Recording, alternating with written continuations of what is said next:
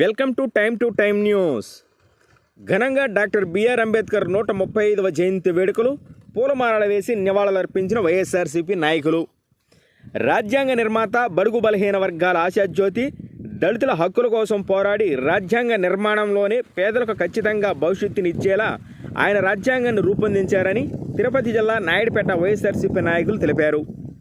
మంగళవారం తిరుపతి జిల్లా నాయుడుపేట పట్టణంలోని ఆర్టీసీ బస్టాండ్ వద్ద డాక్టర్ బిఆర్ అంబేద్కర్ 135వ జయంతి సందర్భంగా ఆయన విగ్రహానికి వైఎస్ఆర్సీపీ నాయకులు కలిసి పూలమాలలు వేసి ఘనంగా నివాళులర్పించారు.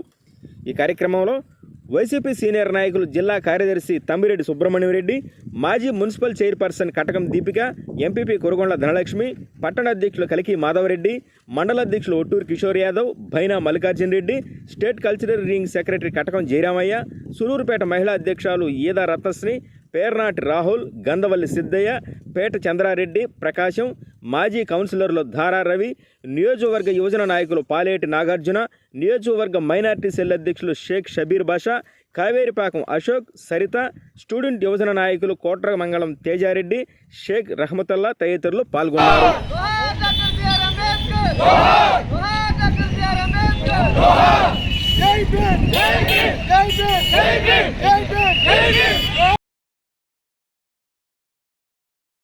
ఎదుర్కొని అనుచర వర్గాన్ని కాపాడుకుంటూ మున్సిపల్ కౌన్సిలర్గా ప్రజలకు సేవలందించి, నిబద్ధత కలిగిన విలేకరుగా, యూనియన్ అధ్యక్షులుగా సేవలందించి, బాబాసాహెబ్ అంబేద్కర్ స్ఫూర్తితో ముందుకెళుతూ నేడు న్యాయవాది వృత్తిలో కొనసాగుతున్న మా అన్న దారా రవిబాబు గారికి హృదయపూర్వక జన్మదిన శుభాకాంక్షలు.